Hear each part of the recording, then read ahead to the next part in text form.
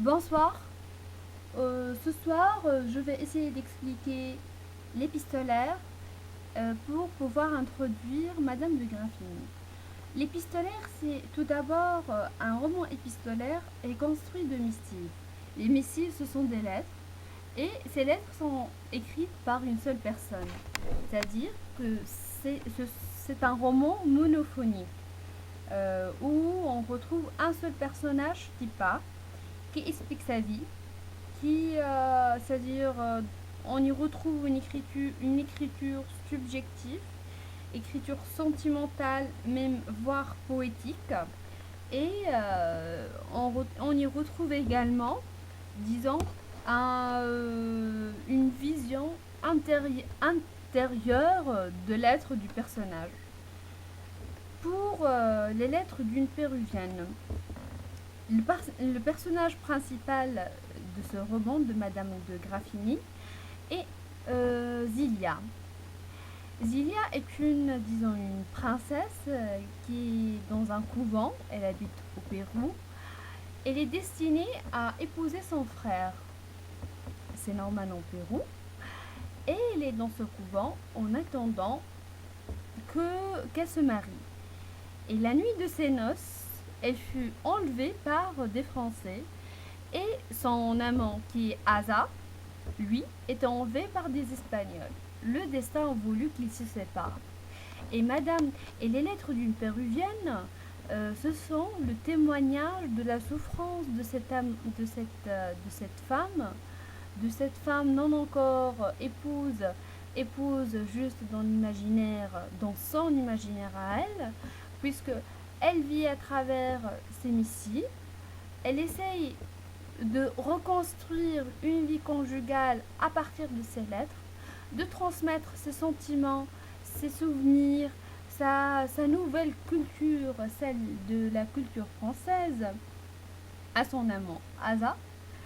Et en fin de compte, elle remarque ou elle se rend compte que ceci ne sert absolument à rien, que Asa, de sa part, a reconstruit sa vie en ayant épousé une Espagnole et en s'étant convertie à leur religion, alors qu'elle, elle était cloîtrée dans un amour vraiment imaginaire, fictif, et c'était un déclencheur de raisonnement où elle a commencé à raisonner comme une femme cultivée, et s'est résignée à ne plus, c'est-à-dire à ne plus lui écrire.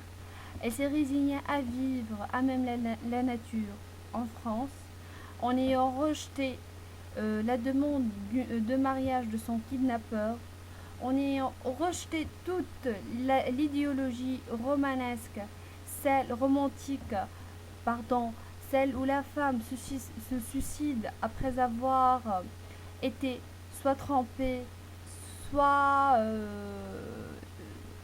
que son amant l'a quittée.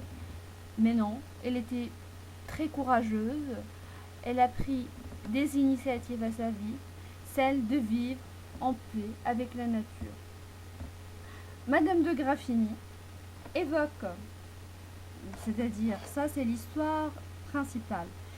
Mais tout au long de l'œuvre, Madame de Graffigny a évoqué certains thèmes non seulement ça, ça fait partie, c'est-à-dire de Zilia, mais également c'est une critique de la société française. C'est-à-dire qu'on y retrouve une, un discours de la patience, ça c'est vrai, une intrigue sentimentale, l'amour fusionnel de Zilia avec Asa. Et par la suite, on y retrouve la séparation. Mais malgré cette séparation, Zilia reste fidèle à son amant, mais entre guillemets. Et par la suite, on y retrouve la trahison, celle d'Asa. La critique consiste dans les lettres d'une péruvienne, celle de la critique de la France, telle que c'est-à-dire la culture et les mots françaises, le statut essentiellement la condition et le statut social de la femme. Et ici, C'est-à-dire que les lettres d'une péruvienne se passent sur deux structures, deux thèmes majeurs. Le thème de l'amour, c'est-à-dire l'écriture sentimentale, et l'écriture, on peut dire l'écriture de la critique. L'écriture sentimentale, ça concerne essentiellement Zilia et Asa, et d'Éterville, c'est-à-dire le kidnappeur d'Asa, de Zilia, et dans la deuxième partie, la critique. C'est-à-dire, on critique la France en tant que miroir, en tant que comme un pays superficiel, où la femme n'est considérée comme un objet, elle est chosifiée, elle n'a aucune importance. Et ici, la chose la plus importante à relever, c'est que on compte l'homme que par l'apparence. Et surtout la femme, c'est-à-dire on peut conclure que les apparences, Madame de Graffigny dit que les apparences sont trompeuses. C'est pas elle qui le dit, mais on peut le conclure, que les apparences sont trompeuses et que jamais ce qu'on voit ne reflète la réalité. Et ainsi, je termine cette vidéo. J'espère que vous avez compris les thèmes majeurs des lettres d'une péruvienne. Et bon courage à tous. Bonsoir.